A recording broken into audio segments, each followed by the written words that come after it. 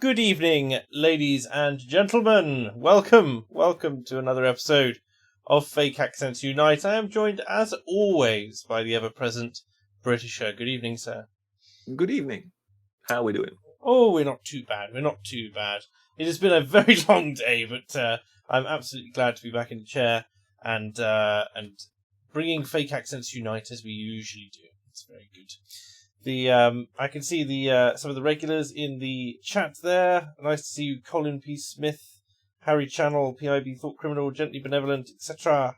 Yes, I can see a couple of comments. NSO put in a sterling performance yesterday. Total respect tackling a difficult, underreported subject. Yes, this refers to the Atrocity Project streams, which we're running hopefully on a weekly basis to try and tackle the Grooming Gang scandal. Thank you very much to everyone who tunes into those, because it's very useful and appreciated to have you all there with me whilst we try and get to the bottom of that. And nice to see everyone. We are not 85 seconds late. People are always calling us late, but this time I swear the stream actually started within 60 seconds of 8:30. We wouldn't possibly be late, Britisher, anyway, would we? Well, that's just ridiculous. I mean, I'm sure, in any way, when one is late, that is we have to kind of measure it by British rail targets. So a train isn't really late if it isn't on time. A train is late if it's within a sort of a certain bandwidth of time beyond the arrival time. So in that case, I think we've always started on time every single time so far. Well, much like a wizard, we arrive precisely when we mean to. That's what it is. Do you understand this reference? No, of course not. Have you never watched Lord of the Rings? I have, but I still don't get the reference. Then again, I may not have watched it and then kind of, learned the dialogue off by heart, as some people would. Did you not enjoy the films? I thought they weren't bad. There was one or two scenes that were kind of visual feasts. Right, Britisher. That's it. But aside from that, I don't really regard them as great movies. I think one perhaps went a bit too far with the oh, how glorious they were. You filthy bigot. Yes, they had the most diverse cast of characters that we could ever imagine. Yes. Yeah. How silly of me. So I mean, in that regard, you see this, you see the Lord of the Rings as one of the sort of great masterpieces of cinema, do you? I do. In fact, yeah, it's one of my absolute favourites. Yes. So this is in your top 10, is it? Oh, definitely. Oh dear God. And they've got to be, it's like they've got to be the extended editions as well. So, and you've got to treat it all as one film. So, unless you're sitting there for the 11.5 hours, I will have to ask you this. Given that this makes your top 10, in your own estimation, how many more than 10 films have you actually seen? That is a question. Like how many with these converstions, haven't we? That's why you're saying something is in your top 10 doesn't necessarily mean too much. If I've only seen 11 films, is that what you're saying? It's along those lines, yes. I'm pretty sure I've seen a goodly number of films, but perhaps nothing of particular historical note. I've yet to see some. I know, you're going, go see Ben-Hur, not so obvious. See Ben-Hur. Put it like this. Last week, we just had one of the greats of cinema pass on, Kirk Douglas. So the question would be, given that this was really a proper film star. Can I name a film that Kirk Douglas was in? Other than just the one in which everybody stands up and goes, "I'm Spartacus," because we've all seen that to death on Twitter. But what I mean is, whether you can name them or not, have you seen more than one film of his? Oh, I doubt it. Have you seen a single film of his? I doubt it. I don't Yes. think I don't think I've seen a single. Let me look him up. Put it like this: if Kirk you watch Douglas, Spartacus, which is an epic movie, which I haven't seen. No. and then you compare that to the epic movie that is, or I know they're three, but that's because one likes to milk it for the sake of the franchise. Lord of the Rings. It was 12 hours long, and they Yes, omitted precisely. loads. It was very, very long. Oh, indeed. I have seen a film of Kirk Douglas. Go on then. I seen 20,000 Leagues Under the Sea. Yes. Okay. Which I did enjoy very much. Yes, that was. Okay. Yeah. It's been so years he plays since the I sailor saw it. there, doesn't he? I presume so. so far as I know. Yes. But no, I mean, if you sort of watch one of sort of his standout performances, which perhaps playing a sailor in a Disney Jules Verne adaptation is perhaps low on the list. Yeah. As I say, watch Spartacus, which is a kind of epic film. Compare that then to the other epic film, which would be The Lord of the Rings, and then tell me that The Lord of the Rings hit those sorts of buttons, if you know what I mean. All right. It's yeah. I'm just. This is not to say Lord of the Rings is a rubbish film, because I can, I'm not looking at the chat right now, but I can well imagine that everybody's already going there. Oh, he hates Lord of the Rings. He's dissing Lord of the Rings. How dare he? Yada yada yada. That's not what I'm saying. I'm just saying Lord of the Rings was it was a decent set of films. It was overly long, and as usual with these things, took itself much too seriously. It was not overly long. It was an epic that they had to condense. Yeah. And Peter Jackson did originally only want to do 2 films. Oh, well, then, credit to Peter Jackson. But as I say, you compare it to a Ben-Hur or a Spartacus or something like that, and you realise, well, yeah, where one can go, what sort of things one can explore in an epic movie. But yeah, I mean, it is what it is. As I say, I think given that it was such a difficult narrative, we all know that there are certain stories which are very, very difficult to get onto screen. I know, but I still maintain that you don't actually like fantasy, and that you're the kind of person who would crap all over Jason and the Argonauts. I loved Jason and the Argonauts. I thought that was a very good film. Incidentally, of course, it had Laurence Olivier in as Zeus. And or am I? No, hang on. I'm talking of a different film now, aren't I? I do remember Jason and the Argonauts, but I was mistaking it for oh, good God, what was it called? Clash of the Titans. Oh, good grief! That's yeah. I take it you mean the original Clash of the Titans. Oh, yeah, of course. Yes.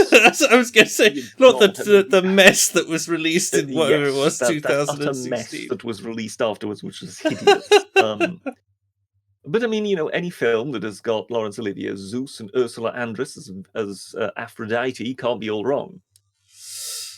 Fair enough. What else is there? I don't recognise any of these films by name. Aside from Spartacus, I have to say, for Kirk Douglas's filmography. The First World War One is outstanding. Paths of Glory. Yep.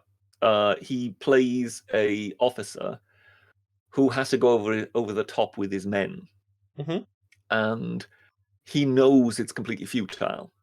But the brass basically insist that he lead this attack. Of course, they all get butchered, if you know what I mean. And some of them make it back, including him.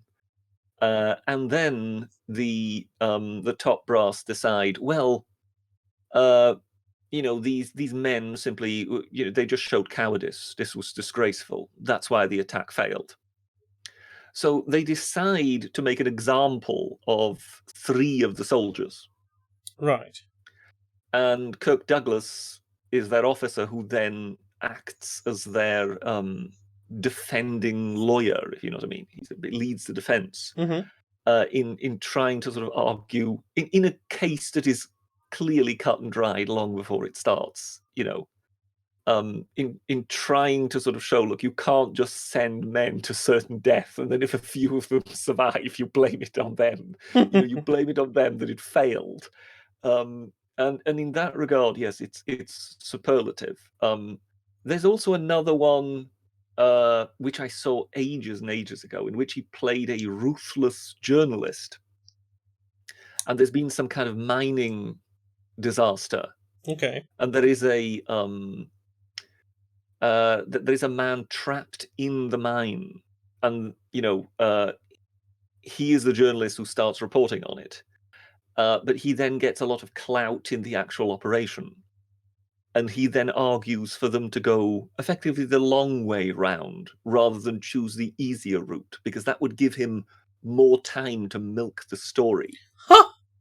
So he's effectively sort of toying with this man's life who is trapped underground, if you know what I mean, because he is this ruthless careerist journalist who is determined to get somewhere, if you know what I mean. Oh my, yeah. And it's Kirk Douglas at his finest. If you like westerns, there was one where he played Doc Holliday.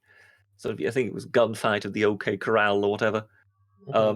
No, he was a brilliant actor. But yes, there are some of his films that are obviously deeper than others, and worth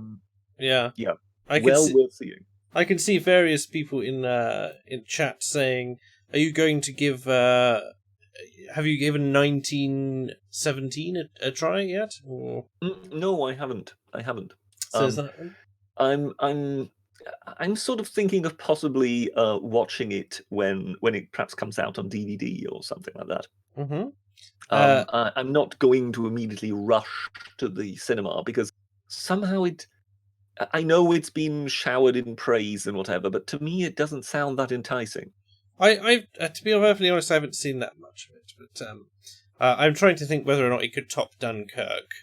But then, of course, I'm biased towards that because it was primarily British. I like it how you say you haven't seen that much of it, so that means you must have seen some of it. No, by which I mean I haven't sought out trailers. This leads me to conclude that you were more than likely in the back row of the cinema with that ladies' netball team again. No. And therefore you caught some of the film, but not necessarily enough to be able to make a clear judgment on the subject. There was too much cleavage in a way, to be perfectly honest. But no, I haven't seen the film. There's also someone's asked whether or not you're going to give the new Dune adaptation a go. Oh, good God, I remember the last Dune. You're not a fan of that one, oh, are you? Christ, it was horrible. You're not a fan of the books either? I've never read the books, and frankly, if you watch that film with Sting, he was in it, wasn't he? Yeah. If you watch that film, you definitely are put off ever reading the book or anything like that, because frankly, it's just utter garbage.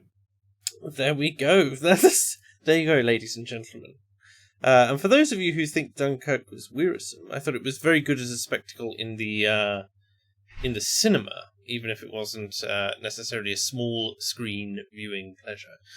How do you differ those two things? Well, take some things which are designed to truly, I guess, capture sound, for instance. So I think cinema can do sound much better than other mediums, and the sound of I've said it many times before, but the sound of the bombers coming down in that film, with the noise, the absolute noise of the drone that was on them, was absolutely riveting. And I don't think you could get the same thing, even unless you had a very expensive surround sound system and not many neighbours. Would it be fair in that case to say that cinema is something for an experience, whereas the small screen is something for a story? Possibly a little bit of both. It depends on the context. That would suggest that when one then is in the cinema, one doesn't necessarily have too higher demands on what story one is fed, as long as the experience is It depends, because you can get really good. You can obviously experience the good stories in the cinema. It's just that it won't be detracted from when you're there. And of course, some films will have a good blend of story and spectacle. To give you one film I've recently seen, which was a newer one, it was that Gary Oldman number, Churchill, Darkest Hour, Oh right, yeah. and that one I liked. Yes. Um, Again, I'm not quite so sure whether I'm that fond of sort of some of the narrative styles that are being developed these days. But yes, that was a good one, and he was magnificent at playing Churchill. I mean, to the point where somewhere sort of through the film, you lose, realization of the fact that you're actually watching an actor play Churchill. So are you trying to tell me that you don't think that Avengers Endgame was the pinnacle of narrative storytelling? Well, put it like this. When it comes to Avengers Endgame, I can, in all honesty, say that I haven't watched it, and you would more than likely have to pay me a lot of money to go and watch it. It's like, I have never watched it. I will never watch it. You Yes, cannot convince yes. me I know people will be here now sort of saying, oh, well, how can he judge it if he hasn't seen it? This is just ignorant. Yes, I saw Man of Steel, thank you very much. That was enough for me. I think I would. I think I saw Man of Steel in the cinema 6 times. Oh dear God! That was one of my. I really enjoyed that was one film. of your favourite films. No, it's not. It's not on my all-time list. Well, it was at the time. Or is it that the amount of noise that was generated in that film was sufficient to cover up any noises coming from the ladies' netball team as you were on the back row? What was it we were saying? Only reason that I could imagine one would go and watch that film 6 times. What was it we said, Britisher? Spectacle. And I really loved the delicious ultraviolence in that film. Well, when they were, how shall we say, when you do something which is spectacle like that, where you have one superhero throw or punch another superhero, literally through a building, in such a situation you go, oh wow, that's a fantastic effect. But then he does it again. And then the other one does it with him. Yeah, but sometimes he lands in a bank, and sometimes he lands in a school. Yeah, and it just keeps going. And you sort of think, look, it's been 10 minutes now. Surely by now you both have realised that you can't hurt each other. Yes, but you don't even watch for that. You watch for the collateral damage. But this is just it. At some point, that fight scene, for all its spectacle, it loses its weight when there's no risk, and there's a lot of CG as well. It becomes difficult, but and which is why it doesn't persist on my top 10 list. But the other thing with these sorts of films, I think I'm done with. It's the one film that is in the 11th spot, isn't it? Oh, is it? Yeah. Of course. I think I'm done with superhero films now for the foreseeable future. I got relatively invested in the Marvel stuff, having followed that from the beginning, and I was semi invested in DC, and then they tried rebooting it so many times I gave up on that one. I followed the Marvel one through to Endgame, and did thoroughly enjoyed it, but I am done with it now. Like, you're sick to death of the tropes and the formula which has been developed.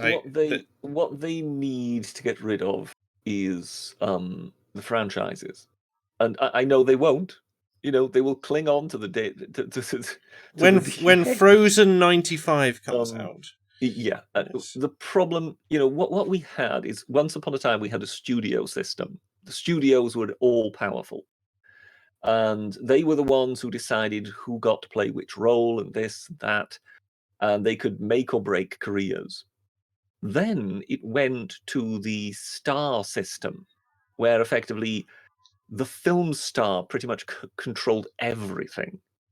Yeah. And you know, And they that's when started they were. acting and directing in their own films. Yes. Well, it wasn't so much of that. I mean, I'm sort of more talking of, you know, Sylvester Stallone and Schwarzenegger and Bruce Willis, and Yes, they the could they last could action heroes. pretty much they could pretty much dictate the movie, if you know what I mean. Yes. Um, and everything was basically star driven. And we've still got some of those stars around today. I mean, the Brad Pitts and whatever. There's still sort of a tail end of that. But as such, it has been completely replaced by the franchise system. So we've gone from studio to star to franchise. And franchise is proving the most vacuous yet. Yes, it's the Star Wars model, but without the heart. The Star Wars model being, let's lean into the merchandise, which is where all the money is made, and the films themselves are kind of transitory mediums to sell the toys. Well, I mean, you basically just want a story. Give us something that's gripping. Give us good characters and a decent story. It doesn't need to be the greatest story ever told, but just give us something decent. Whereas when you have Disney buying Star Wars and then announcing that it intends to make something like 30 films, and you go, but how do you know you're going to make 30 films? I mean, what are you going to tell us? You know, it's not as if you have a great story that you wish to tell. It's basically, no, we have 30 films we want to make. Well, yes, I know, and then you get the weirdness, which is you split the directors so that no one really knows what anyone else is doing. Yes. You're just sort of directed to make this film, and you pray that it goes in with everything else. But and so again, there's no soul to it. These directors are not making these films because it's passionate for them. They don't have this story that they really want to tell. They're not the love him or hate him. They're not doing the James Cameron and trying to do something new or fresh. No matter if you hate or love Avatar, for instance. Well, it doesn't even always need to be new or fresh or whatever, but try and make a decent film. And perhaps just first off, try and make one decent film. And if it's a hit, then by all means, you know, there will be demand there for a second one and a third one possibly. But don't set out as in, this is our new franchise we're launching. Because, Yes. you know, if you look at the films of the past that, you know, made several episodes, if you know what I mean, they didn't start out with the idea in mind. Oh, well, you know, in part 3, this character is going to die. No, they just basically set out to, okay, let's make a good film, see if it sells. And then, you know, something like that could turn into Ghostbusters. Well, it's the surprise hits, isn't it, that tend to go well, because the surprise hits which have a little bit of that creative genius in the in the creation of these things, which then it comes out and it's got a charm. The one thing more than anything else that we're missing these days is the B movie. Well, Because you know, most of the blockbusters, if we're really honest, most of the blockbusters that have ever been made have been spectacle. And really, once they were launched, they were very quickly forgotten. It's very rare that you get sort of one of these massive films that gets released and it makes brilliant box office, and then, you know, 20 years everybody still thinks back fondly. More often than not, because the spectacle has dated, everybody went, yeah, I remember that. That's about it. mm-hmm. And it tended to be the B movies that actually, you know, really won people's hearts, if you know what I mean. What about Sharknado, Britisher?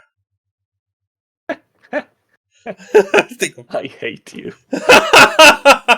But no, I mean, if you sort of think of it, I remember sort of actors, folks like Al Pacino and Jack Nicholson and whatever. They you know, some years ago, I think by now they've given up. But some years back, they were actually saying, look, folks, we need some B movies because there needs to be a place where the stars of the future can cut their teeth. I mean, Julia Roberts, I think she was largely regarded as the only woman that could open a movie, as in she could sell a movie at the box office simply by her being in it. Sure, yeah. You know, until then, there'd never really been a woman, perhaps save Marilyn Monroe, who was actually able to do that.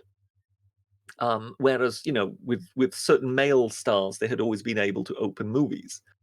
But Julia Roberts became a star through being in Pretty Woman, which is a classic B movie. Mm. No explosions, no aliens landing, nothing like this. And in a way, those sort of much smaller productions tend to be much more fondly remembered if they actually manage to get them right. Mm. I'm pretty sure I have a challenge for you then. Go ahead. What is your favourite film from the last decade? Oh dear God. From the last decade, I'll really have to do some thinking about that because I don't even. I'm really struggling to remember. The last film of the last decade. Dear God. On the spur of the moment, I really can't give you an answer. I need to cogitate on that a bit. Fair enough. I would say my favourite film at the moment from the last decade is probably John Wick. But if you've seen that one, Britisher, I haven't. No, which is a shame. No, if you're talking, if you recall, all I heard about John Wick that there was a lot of sort of acrobatic, almost balletic fight scenes and shooting and whatever. It's a very simple storyline. It's not particularly campy, but it's got a nice little bit of subtle world building. It's a dead simple storyline, but with a little bit of emotional heft and kind of like a little bit of a callback to kind of I guess the kind of macho sort of hero, not hero, but so much as leading man, as it were. Even though he's not quite as well built as, say, Stallone or Schwarzenegger or anything like that. Yeah. Oh, he became a sort of surprise leading man. Because I still remember him from what was it? The Excellent Adventure, Bill and Ted's Excellent Adventure. Oh, right. And when you saw him in that, it was very difficult to imagine him becoming a leading man in action films. Yes, I tried to watch that film because I had heard good things. Okay, but I couldn't get through it.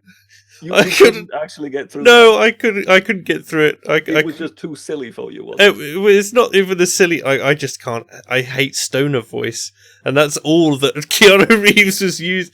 Dude, bro, I can't stand it. It's not that that's silly. It's just stupid. It drives me absolutely mad. It is. It wasn't even. It is silly, but I think it was silly, but it had a charm to it. It couldn't be. It couldn't even be saved in my mind. Even with George Carlin on board, I thought he was wonderful. He was the only. History. He's the only good one. Yes. But no. People are saying things like Hardcore Henry. That was an interesting concept, wasn't it? An entirely first-person action film. I enjoyed Hardcore Henry, but I didn't think. Looking as we're speaking, by the way, I am scrolling through. The filmographies of the film in order to get anything that. So so far I've got Skyfall. That was a decent film, but I'm really struggling here. There are a great many films just go by where I just go no. Yes. I mean, The Artist was, again, it was charming. It's not a fabulous movie. I know it won films. It won Oscars. what was that Tom Hanks movie where he plays the pilot who lands on the Hudson? Oh, Captain Phillips, was it? No. I mean, again, this would, among all the dross, that would be something I could at least point to and sort of say, okay, yeah, I would watch that again, if you know what I mean.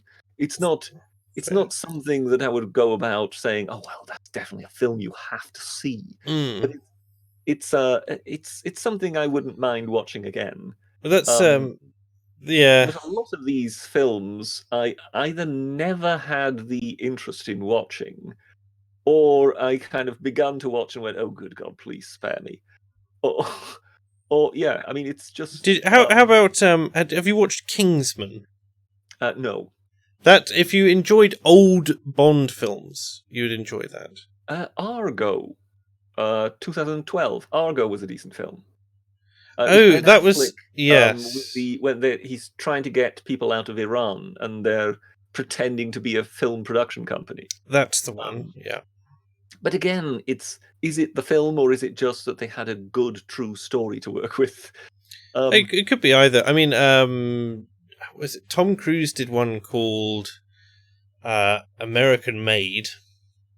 That was an interesting story, although judging from what I've done in, because I was curious about it. It was about a chap who ended up working for the CIA, and flying drugs around and all sorts. But the stories were somewhat elaborated and exaggerated for the sake of the cinema, I think. Yeah. But which was a shame, but it was very, very entertaining. Well, I mean, you have to allow them to sort of have a bit of creative license, don't you? I mean, have you ever seen the movie Inherit the Wind?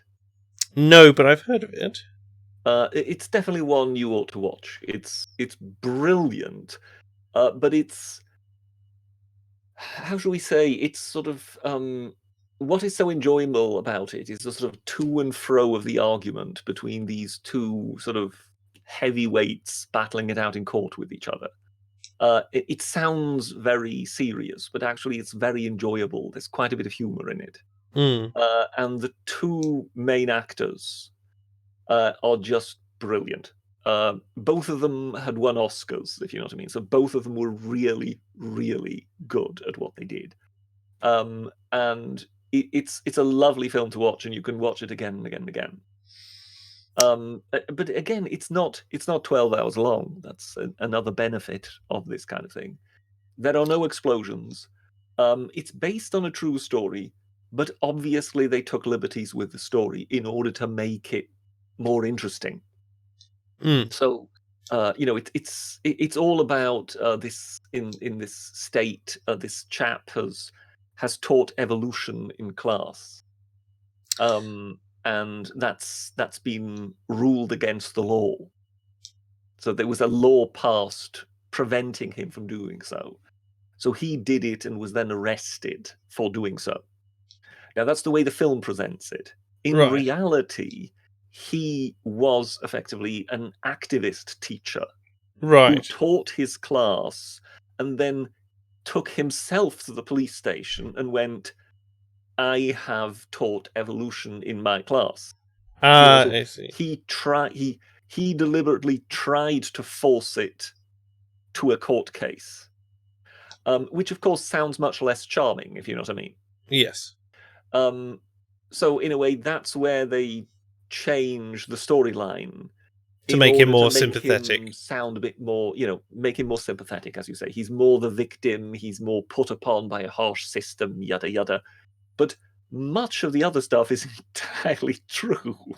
And it's just wonderful to see those two chaps going at it, particularly because, and this is one of the things, the film has a bit of a twinkle in the eye, as in, here's a story, so it's an interesting story, it's nicely told, but don't take it too seriously. It's not the end of the world, just this is a story.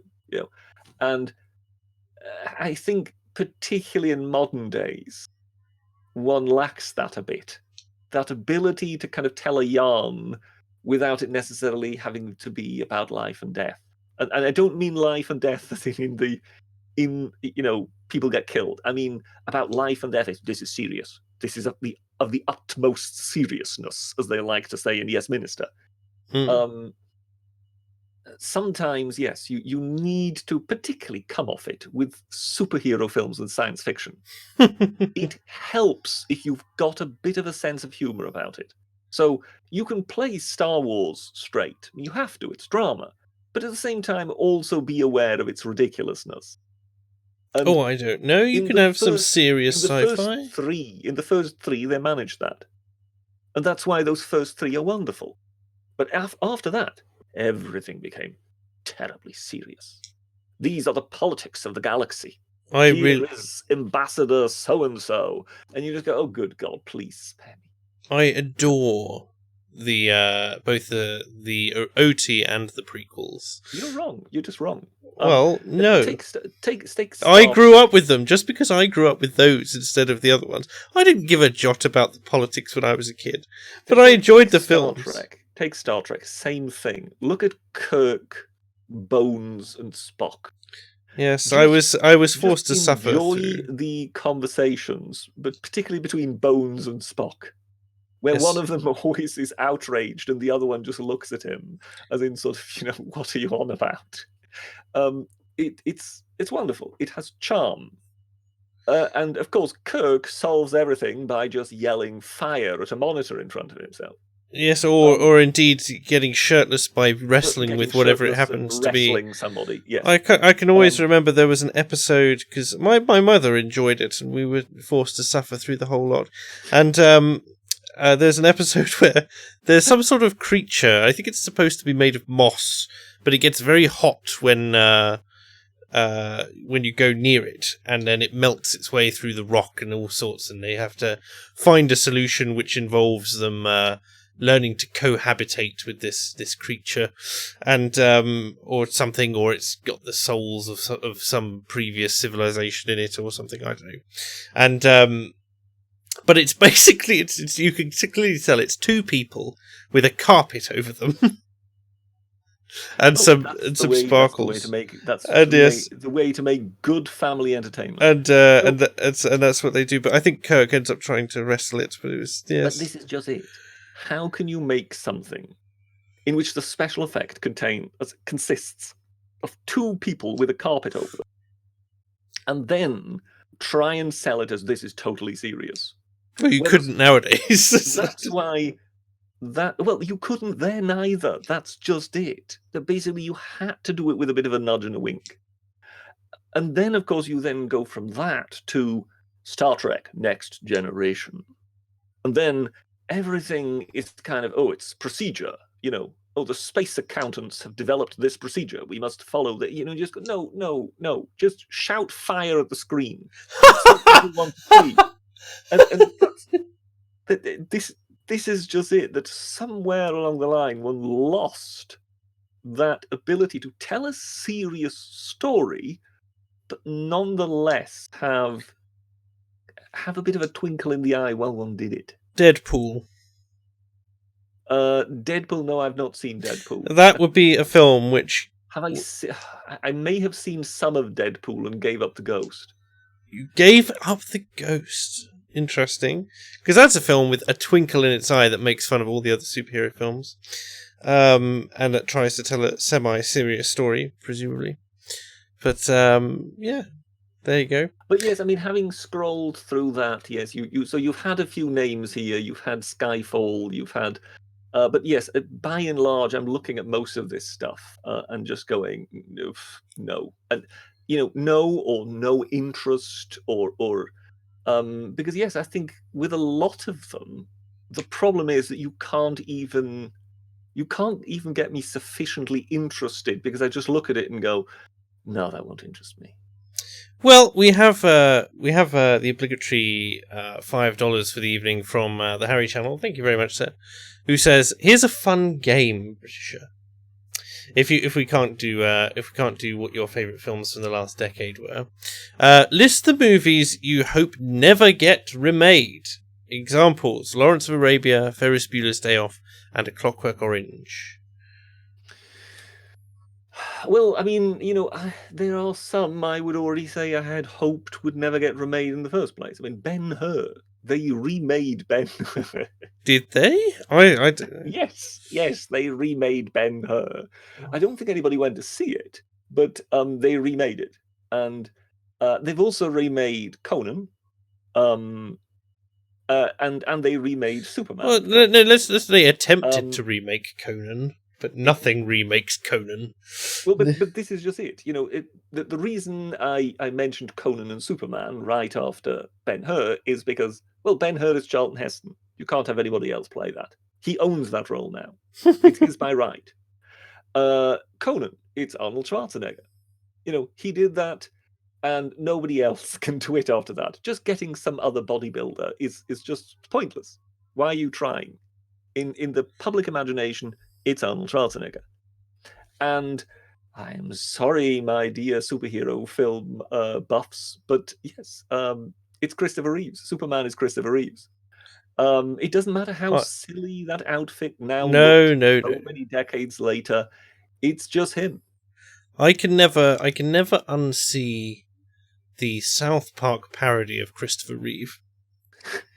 Are you aware? Is it Reeves or is it Reeve? I always confuse. It is Reeve. It is Reeve without an S. Is it? Singular, yes. Singular. Have you seen that episode? No, I can't. I'm not a great because as of South Park. Fair enough. As you may be aware, of course, Christopher Reeve had an accident, horse riding, yes, wasn't it? He fell off a horse and landed head first, which is broke his spine, basically. Not really the way you normally descend from. No. Yeah. But he was obviously paralyzed. Ended up in a wheelchair.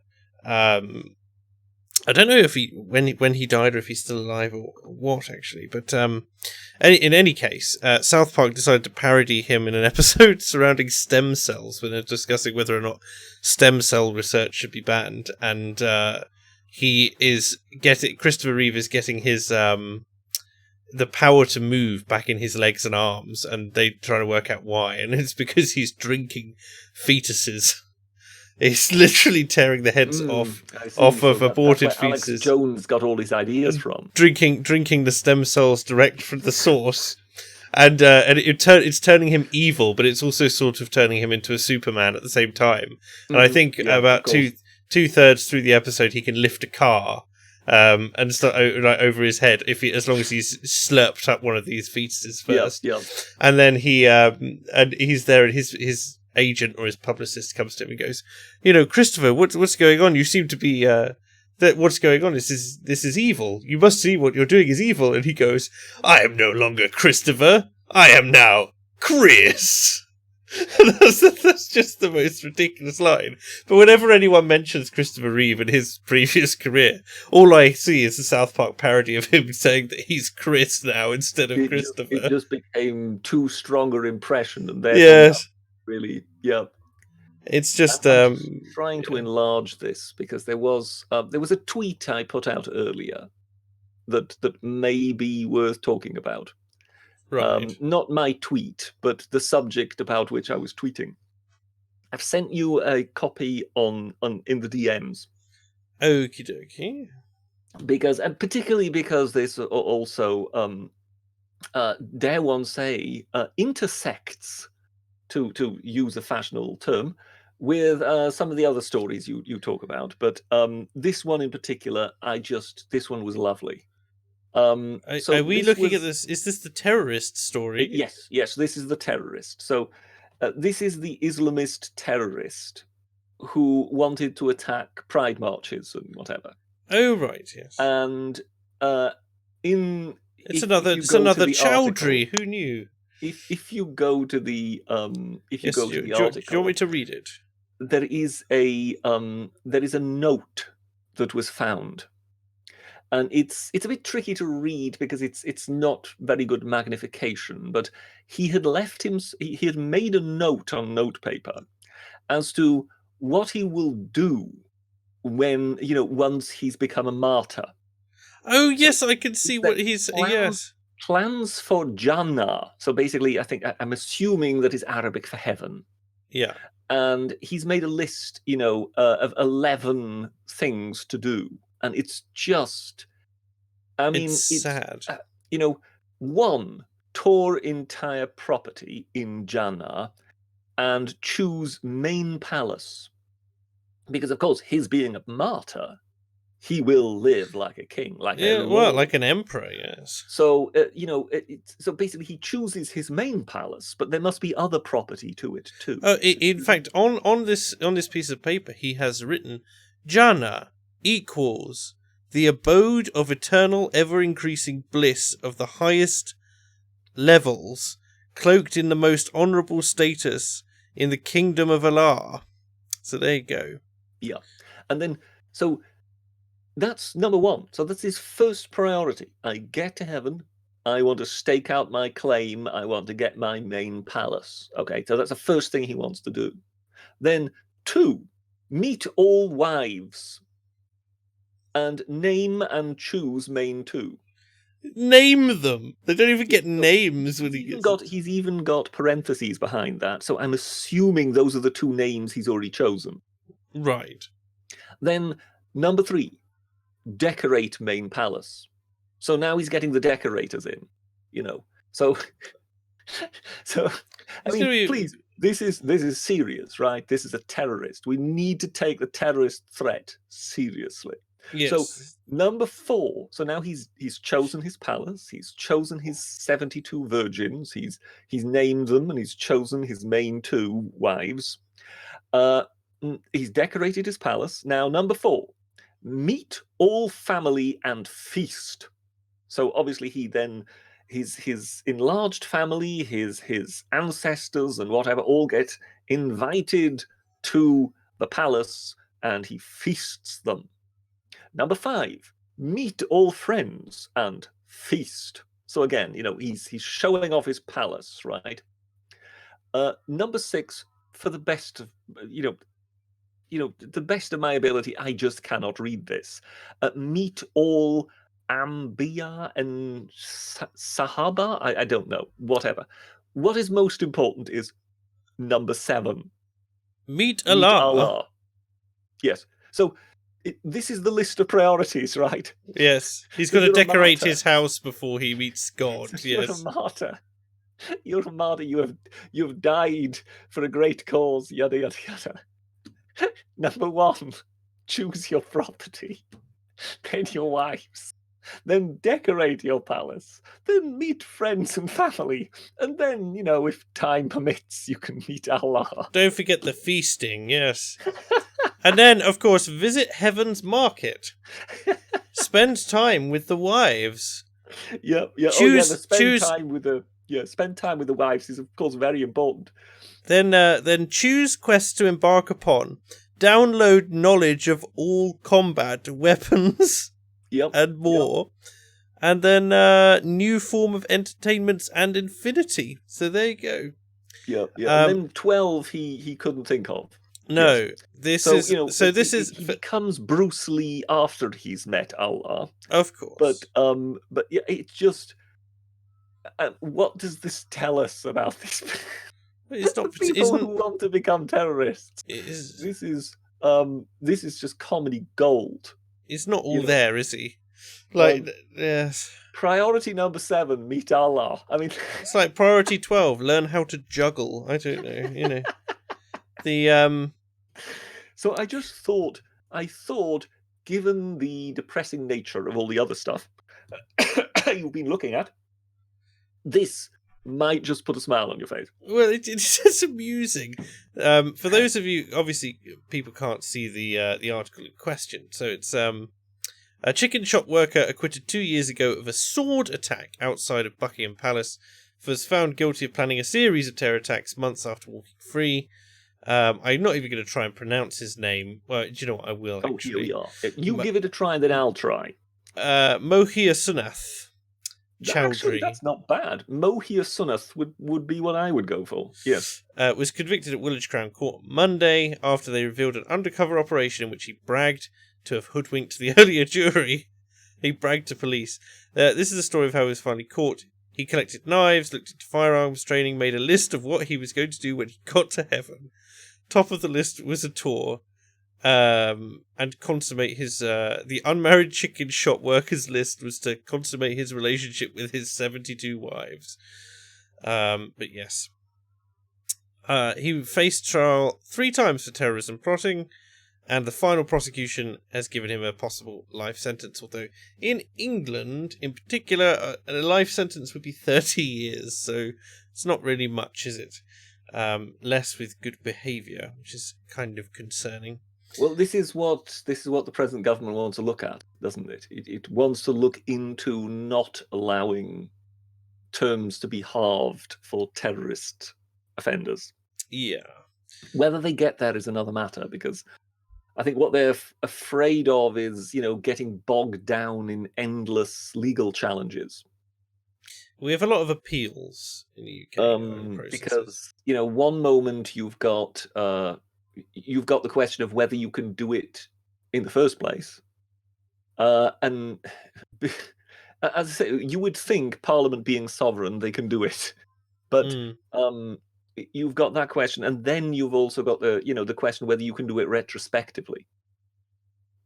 And meanwhile, always remember that we are still subject to the European Court of Human Rights, so that even with leaving the European Union, we have not left the European Court of Human Rights. It's a different organisation.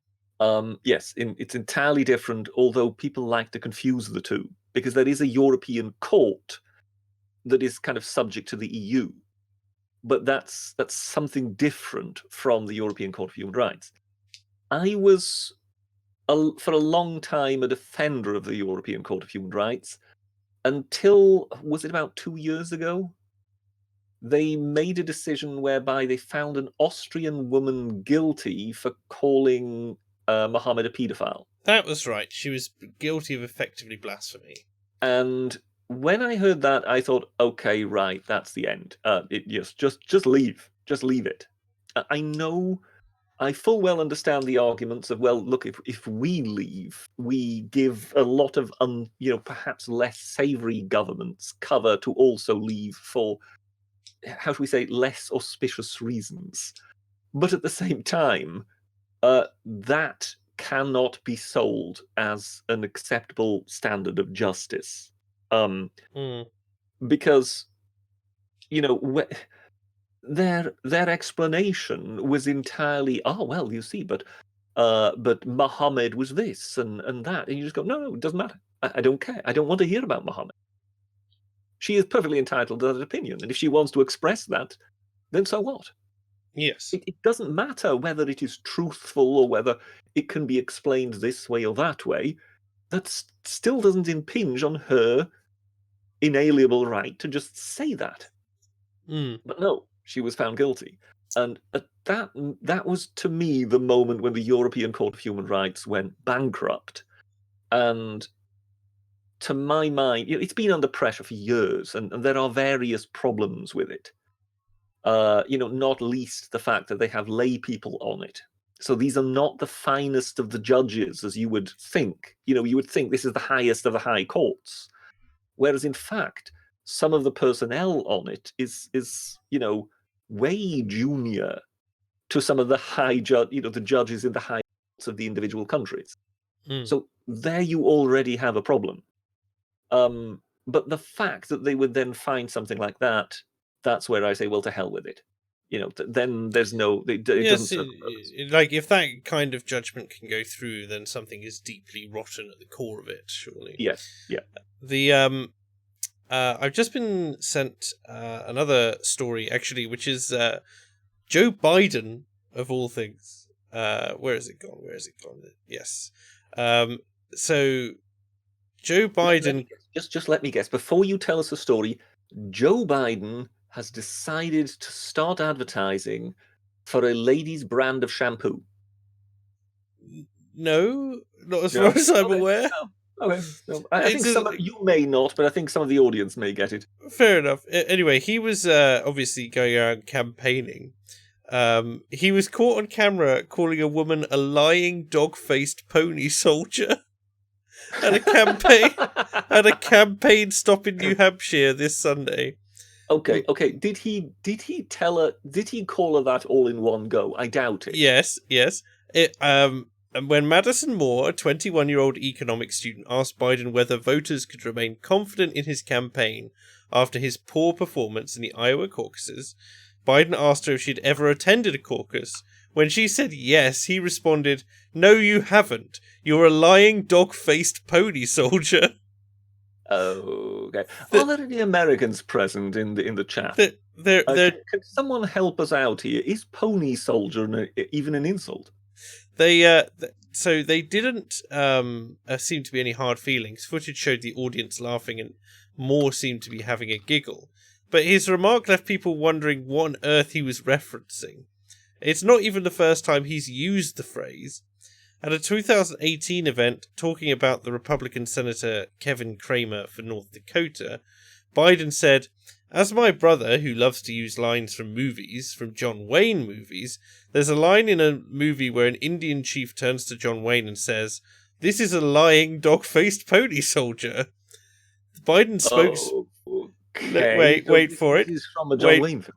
Wait for it. Biden's spokesperson said the line comes from a John Wayne film, but it's not clear that it does. There's a 1952 Western called Pony Soldier. Yes, I just found it. Tyrone Power. Yes. But it doesn't star John Wayne, and no one's called a lying, dog-faced pony soldier in it. Apparently there's one where a chief says, "The pony soldier speaks with the tongue of a snake that rattles," but it swings and roundabouts, according to this, dogs and rattlesnakes. It's just bizarre. Very, very bizarre. Talking of films, given we're mentioning Tyrone Power, because one or two people have kind of told me to, you should do a review of King of the Khyber Rifles, obviously with myself being on the Cyber Pass. The reason I bring this up is because Tyrone Power is the star in that film. The reason I don't really want to do that is because the film stinks. if they're listening. So I don't see the point of making a review of telling people not to watch a film they've not seen. So I see it as, that's 90% of a critic's job. I see it as helpful of telling people that, this film that was made long ago that you've more than likely never heard of, this is a good film. Look, if Britisher. You want to watch a film, watch this film. But the idea of a film that they would otherwise never come across anyway, to tell them not to watch it because it's useless, seems to me a waste of time. Britisher, you are a YouTuber. Your job is not to be successful. You measure your success in activity. No, I'm afraid that's Sir Humphrey that does that. You've once again you've glided into Yes Minister speak. I did rewatch all of it the other week. It is wonderful. It is truly. It's one of those things you cannot watch often enough, really. It was a terrible shame, actually, that it only ran for 5 seasons. Although it is beautiful in what it is. So there we are.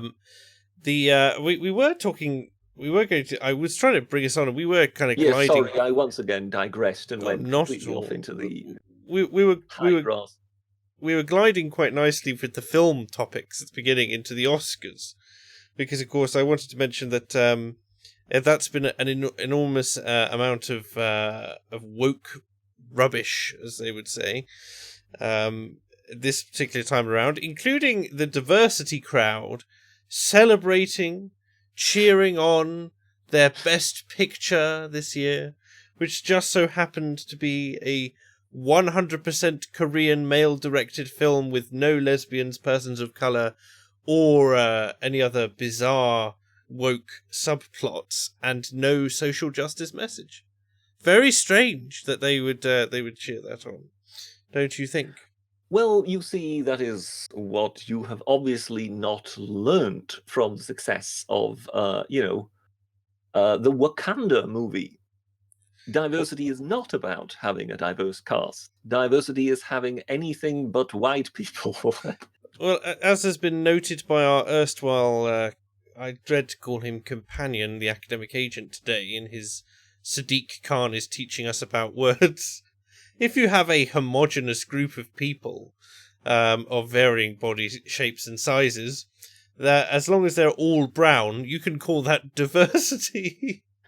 Yes, and did you notice anything about the shapes and sizes of those Oh particular yeah, the people men. on that poster? Oh yes, the women were out of shape, and the men were either six-packed or V-lined. Yes, it was very impressive, wasn't it? I mean, so basically the men were complete athletes, but the women were all of a larger size. They were It's yes. it's really interesting how which way this is going. I don't know. There is an expression. I forget what it is. This is obviously complete boomer moment as per usual. Um, I believe it was what was it? Something housewives. They had a moment there where some gardener or whatever took his top off, and one of the female stars deliberately got her lines wrong again and again and again in order to have him take his top off over and again. Oh my. And therefore it kind of took its name from that particular scene or whatever. And as I forget what the name is, but that is what is used nowadays in Hollywood as the term for the male protagonist taking his top off. Oh. Because gone are the days when the hero or the heroine would have which usually resulted in lots of glimpses of female flesh. Because oh no, that makes female audiences feel awkward. At least so we were told. In reality, it's not so much the female audience that feels awkward. It is that they feel that the producers feel much more vulnerable to attack from certain quarters, if you know what I mean. So instead, if they want to have the sexy moment, now they have the big hunky man take his shirt off. I mean, just think through how many films of the last 20 years in which, Brad Pitt, yada yada, whoever, takes his top off. Yes, many. It's now become almost a kind of film trope. Which is so bizarre because now there has to be an insistence that doesn't happen with the female because that's exploitative. Oh, it's dreadfully sexist. Which is, of course, why I always like to delight our acquaintance, as you put it, with females in various states of undress.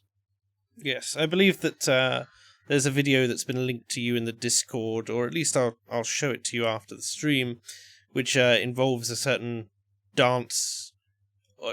You'd hesitate to call it a dance. It's a set of quite technical and tricky twerk moves that you'll need to see and potentially. Oh, I see. But are these highly technical and tricky twerk moves at least being performed by the female of the species? Oh, definitely, yes. Okay, There's yeah, definitely not being performed by some Jack Black style character. No, I think not.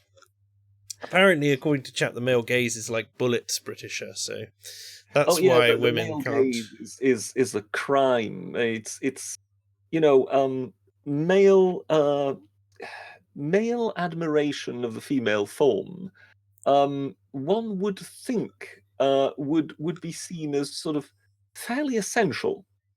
But for some reason, it's now demonized beyond comprehension. So, if is it Philip Schofield? Is that his name? Oh yes, Philip.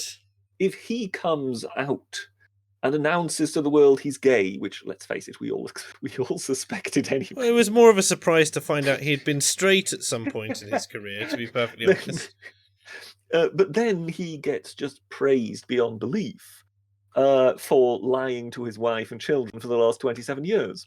33, I think you'll find. Oh, sorry. But no, it's 27 because the man he had decided to have an affair with was 33 years his junior. Oh well, there you go. And of course, as I say, the man who is 33 years his junior. Again, that is perfectly okay. That's perfectly okay. This is, consenting adults, yada yada yada. But if that were the case with a younger female and a male television presenter, that would be different. That would be sleazy. Certainly an abuse of authority and his position. Precisely. And you look at this and you just go, I'm sorry, but what exactly has happened here? How have we got to this thing where effectively, how do we say, the natural state of affairs It's because God has now is been turned into some sort of strange thing that is being to be derided, dismissed, and even regarded as somewhat suspect. It's because God is dead, Britisher, and we keep killing him. That's why. Well, yeah, I'm not sure this has got to do with God, because I mean, you're talking to an atheist here. It's more, somehow. I'm quite convinced that somehow mankind can sometimes kind of talk itself into a dead end, and it proves very difficult to talk itself out of it again. Usually, it involves a lot of bombs. As in the Second World War. But yeah, I mean, we'll have to find, if you think of it, these two huge ideological mistakes that mankind made in the 20th century. So you've got communism and you've got Nazis. So with the Nazis, they needed to pretty much be bombed back to the Stone Age. And with communism, they needed to be isolated to the point where they eventually went bust. Completely and utterly broke. Yeah. So I mean, there's still a decent number of them around. Other than for those two options, how do we actually get people to see the light and free helicopter rides? I don't know. Yes, yeah. But as I say, that's in a way the same thing by proxy, isn't it? Yes, rather than bombing their cities, you just give them free helicopter rides. Yes. The issue is as well, of course, is that the bankrupting of the communists didn't work because they're always after everyone else's money anyway. And they appear to be making their way up, champagne socialists. Well, yes, but as I say, we are also dealing with some other communists, aren't we, in China? And we're not bankrupting them. And the threat to the rest of us is actually considerable. And perhaps we should have thought twice and invested a lot of that money that we invested in raising China up from the paddy fields into ourselves and possibly other parts of the world. Because I still think long-term this will prove unwise and will just lead to another Cold War. Unless we restart the empire, of course. What, with the wake of Brexit and everything? Well, I mean, what else would we do? No. All you need to do, Britisher, is walk straight into Westminster, remove the sword from the stone, and claim your place as the King of England. Yeah. And, there is that. And we'll move. I could fancy myself as a White Raj of Sarawak. A White Raj? That's cultural appropriation, isn't it? No, that's a historical fact. They were the White Rajas of Sarawak. And anybody who's ever read Flashman knows of this. But yeah, just Google it, and you will see that there were some adventurers who set out from Hong Kong, defeated the pirates in what these days would be what is it? It is Malaysia, and the Sultan of Brunei, who technically had control of that territory, but obviously in practice didn't have control of the territory, then ceded it to the adventurers, to these British adventurers. And hence, the White Rajas of Sarawak were born. They became the rulers of the place. Mm. And they were actually quite popular because they had got rid of the menace that were these pirates who, how shall we put it, didn't really treat the local population too kindly. So yes, it's another one of those wonderful when we did so much harm to the rest of the world. So much harm. We have a couple of questions come in. Hikari Manakinenko says, did either of you two watch The Crown TV series, which was the series developed for Netflix, charting no, I didn't. No, Queen Elizabeth II's life? No, but it is on my list of things to watch. I can say that I've watched Downton Abbey, but I have not watched The Crown. You deserve a slap for that statement alone. But the I was quietly impressed by Downton Abbey, I must admit. I didn't think I would be. I sort of, I watched it on sufferance, and then eventually began to realize, this isn't too badly written. You quite enjoyed it in the end. So yes. There was that. Yeah. The what's her name? The one who played Professor McGonagall in Harry Potter. Maggie Smith. Maggie Smith, that's the one. She's in that, isn't she? She has got all the best lines. Mm.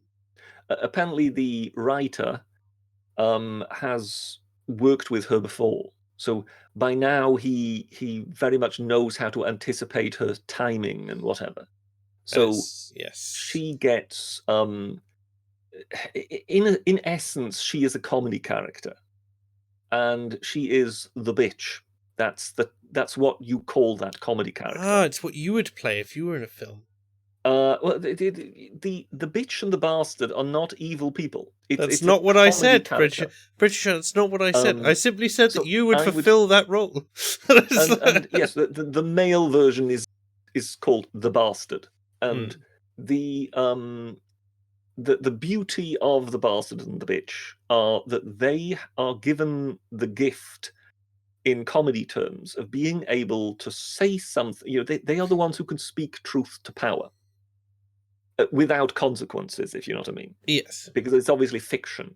So they can drop the absolutely deadly line, then turn on heel and walk out of the room, leaving everybody else devastated and the audience much amused. And that is effectively Maggie Smith's role in Downton Abbey.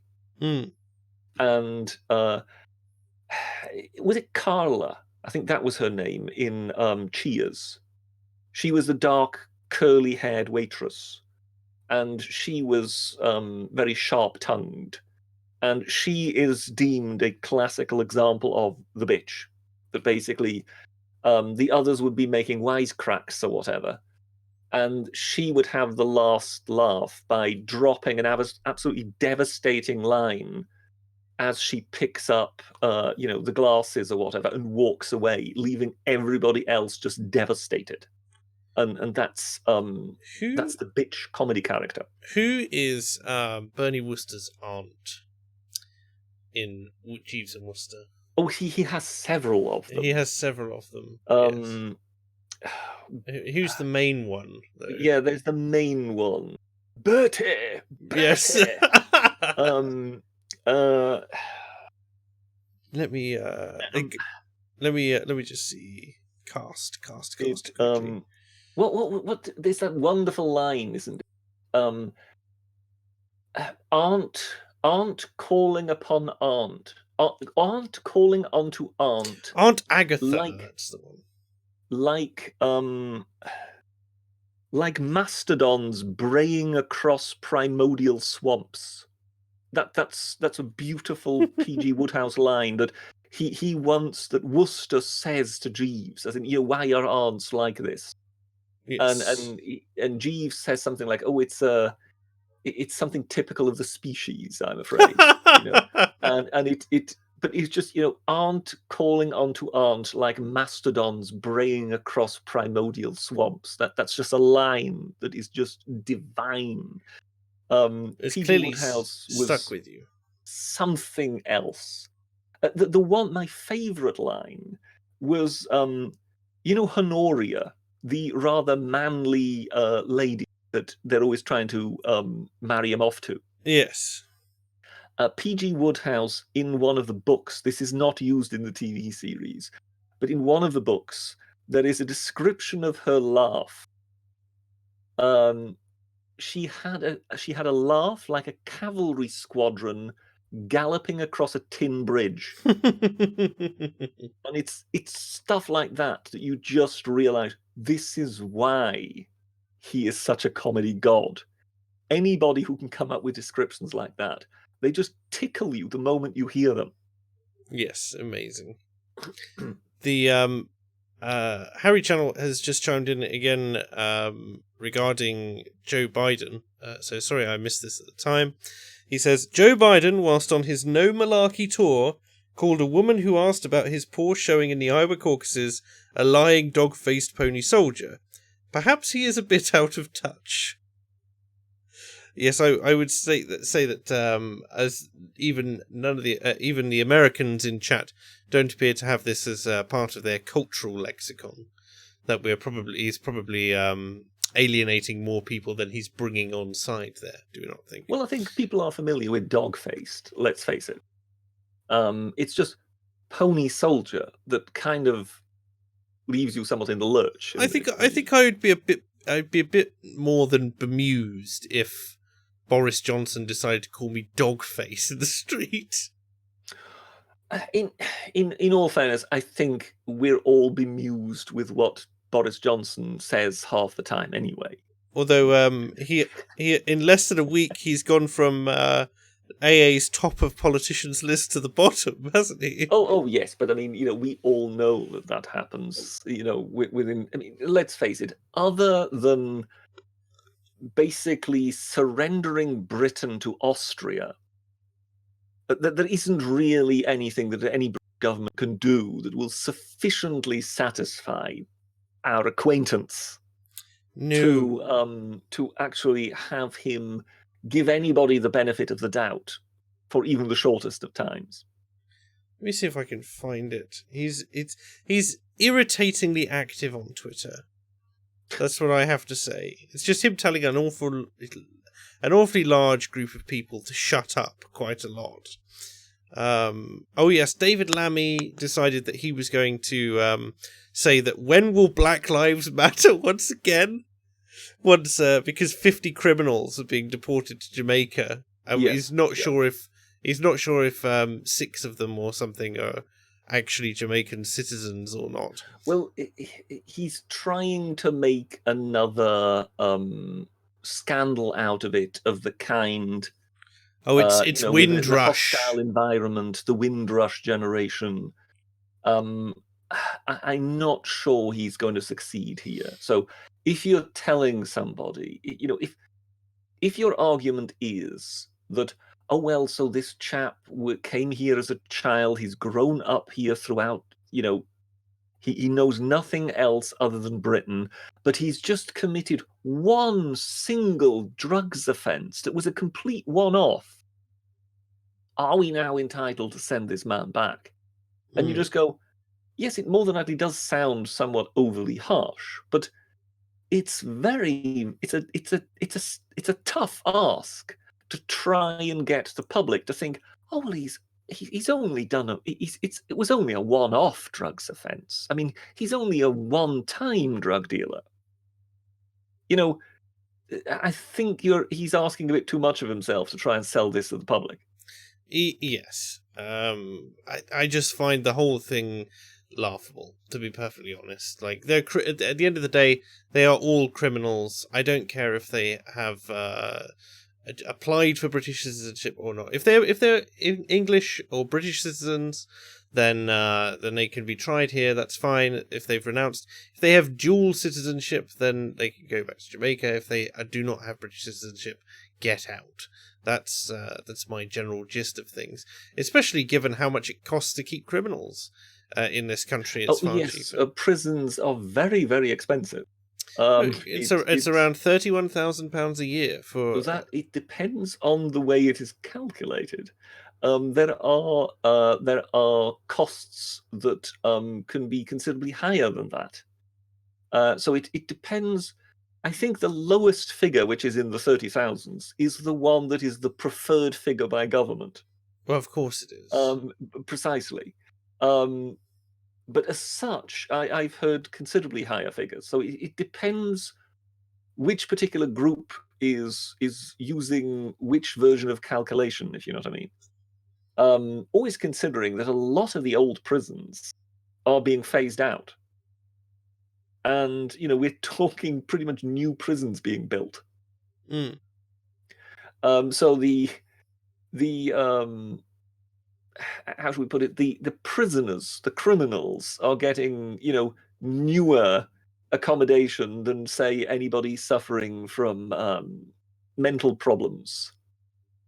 they may still have a Victorian institution to take care of them. The binary surfer in chat says, "Oh, Britisher is in full cuckold mode tonight. Why don't you just bend over and lube up for the progressive enrichment now?" Well, you see, that is binary surfer. What can one say? It's just like our other acquaintance we were talking about, where you just know full well that nothing's ever going to be good enough. With binary surfer, unless I advocate for the machine gunning of all people he dislikes, it's just basically going to be cuckoldry. But yeah, I mean, some people have the need to, everlastingly overcompensate with this macho stuff. I don't. Right. Unfortunately, ladies and gentlemen, I believe we're coming to the end of topics on which we can wax lyrical for this evening. And as I say, this has been a very long day for me. But until next time, when I'm sure we will see you, I will see you either on the weekend for the streams on the grooming gangs and other stuff. Britisher, have you got anything coming out this week? Any edited content at all? I have no immediate plans. I have just brought something out towards the end of last week, which was "Give Me My Award, You Racists," which obviously referred to some of the Oscar and BAFTA complaints regarding blacks not getting sufficient awards, which we obviously touched upon earlier with the Korean film Parasite, which was terribly diverse by not being diverse at all. So yeah, if you watch that, you will sort of see me perhaps having a bit of fun prodding that particular problem. There we are. Shilling aside, it's been a pleasure to have you all here. Thank you very much for coming on and joining me this evening, Britisher. Well, it's been an honour and a privilege. Take care and have a great week, everyone. Good night. Toodle pip.